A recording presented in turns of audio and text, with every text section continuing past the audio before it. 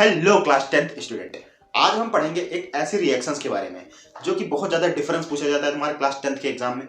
Board का exam जब तुम इस साल लिखोगे तो ये एक डिफरेंस हो सकता है, आ सकता है। ये डिफरेंस हम एकदम फनी वे में पढ़ेंगे और इस डिफरेंस को हम एकदम दिमाग में सेट कर लेंगे। दिमाग में सेट मतलब ब्रेन में सेट कर लेंगे।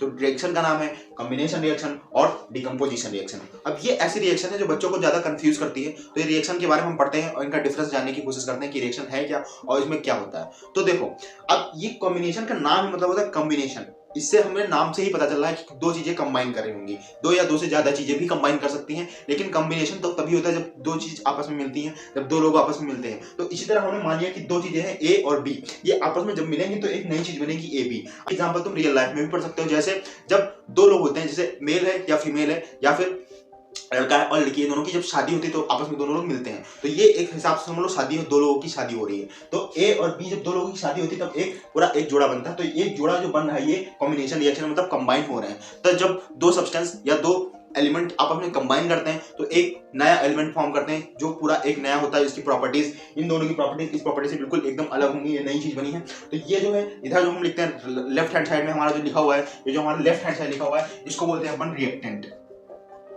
ये हम सबको पता हुआ है रिएक्टेंट।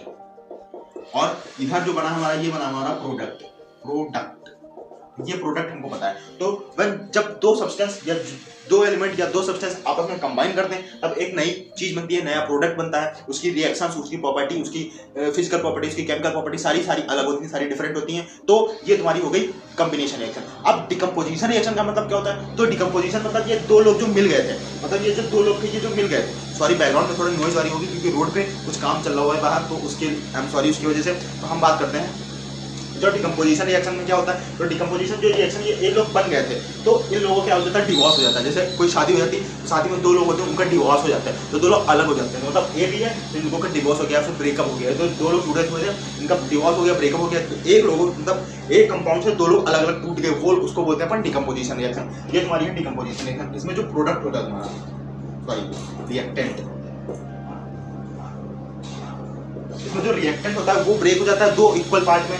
इसमें ब्रेक हो जाता है दो पार्ट में, उसको बोलते हैं प्रोडक्ट में बन जाता है। उसके दो पार्ट होते हैं प्रोडक्ट, इसमें दो पार्ट होते हैं। अब इसके एग्जांपल्स कई सारे हैं, तो एग्जांपल इसके कई सारे हैं। जैसे इसके एग्जांपल जो हम बात करेंगे तो इसके एग्जांपल कई सारे हैं और इसके एग्जांपल कई सारे हैं। और इसके डेफिनेशन की बात करें तो इनकी डेफिनेशंस की बात करें तो इनकी डेफिनेशन हो सकते हैं कि टू और more substance combine to form new substance. मतलब दो सब्सटेंस कंबाइन मिल रहे थे आपस में तब एक नया सब्सटेंस बन रहा था। जैसे यहाँ पे 2Mg है और यहाँ पे O है, जब दोनों आपस में मिले तो 2MgO बन गया। तो ये दो सब्सटेंस अलग अलग सब्सटेंस थे और ये दो एक सब्सटेंस पूरा बना। इसको बोलते हैं अपन कॉम्बिनेशन रिएक्शन। और जब दो लोग आपस में मिलते हैं तो उसमें एनर्जी निकलती है, क्योंकि जब दो लोग आपस में मिलेंगे तो उनके पास एनर्जी हाई होगी। जब दो लोग मिलेंगे आपस में तो एनर्जी उसमें निकलेगी। तो इसलिए इस रिएक्शन को बोलते हैं एक्सोथर्मिक इन नेचर। ये रिएक्शन जो होती है एक्सोथर्मिक इन नेचर होता है। एक्सो मतलब जो एनर्जी होती है वो निकले थी, एनर्जी रिलीज होती है। तो इस रिएक्शन में जब दो लोग आपस में कंबाइन होते हैं तो एनर्जी रिलीज होती है। तो इसलिए इस रिएक्शन को बोलते हैं एक्सोथर्मिक इन नेचर। अब बात करते हैं इस रिएक्शन की। तो इस रिएक्शन में देखो एक सब्सटेंस या एक रिएक्टेंट जो था हमारा वो ब्रेक हो रहा था दो इक्वल पार्ट में। तो इसकी डेफिनेशन ये हो सकती है कि single substance breaks into two और मोर देन,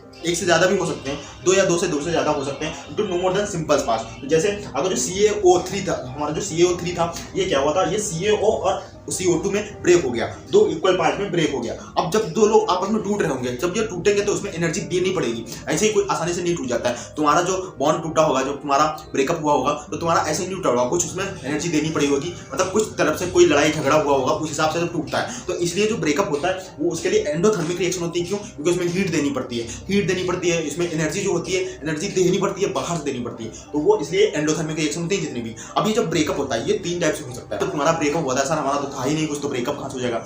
कोई बात नहीं, तुम्हारी बात नहीं कर रहा हूँ, लेकिन तो तुम्हारी बात नहीं कर रहा हूँ क्योंकि तुम हो बिल्कुल सिंगल आदमी।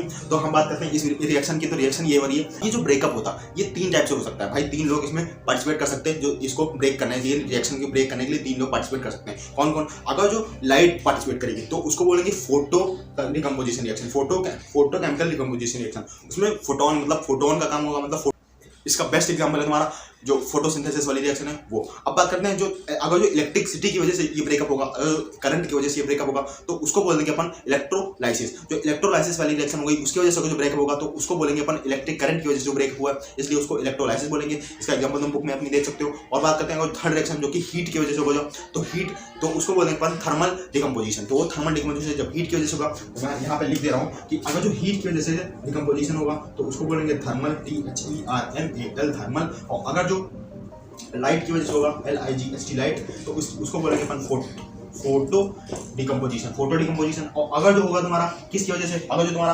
हीट हो गया क्या बचा, करंट, CURRENT करंट। जो करंट की वजह से होगा, जो करंट की वजह से हो रहा होगा तो उसको बोलेंगे अपन इलेक्ट्रोलाइसिस। तो एक छोटा सा टॉपिक था, जरूर पढ़ के जाना, क्लास 10th में आ सकता है, बहुत इंपॉर्टेंट डेफिनेशंस हैं। और इसके एग्जांपल्स अच्छे से करके जाना है। एग्जांपल्स में उनको क्वेश्चन इसमें से अच्छे से मिलेंगे, कौन सा डिकम्पोजिशन रिएक्शन है और कौन सी कॉम्बिनेशन रिएक्शन है। और इस रिएक्शन में देख के तुम बता सकते हो, जब दो लोग आपस में मिल रहे हो तो कॉम्बिनेशन रिएक्शन, जब दो लोग आपस में टूट रहे हो, एक लोग आपस में दो हिस्से में टूट रहे हो तो उसको डिकम्पोजिशन रिएक्शन। और डिकम्पोजिशन रिएक्शन को ही डिसोसिएशन रिएक्शन भी बोलते हैं। तो ये आज के टॉपिक में हम इतना रखते हैं। अगला किस टॉपिक पर वीडियो चाहिए जो तुमको समझ में आ रहा हो उसको मैं एकदम ईजी वे में समझाने की ट्राई करूंगा। तो इस चैनल को सब्सक्राइब करके रखो। मिलते हैं नेक्स्ट वीडियो में। टॉपिक जो है वो तुम कमेंट में बताओ, मैं उस पर वीडियो बना दूंगा।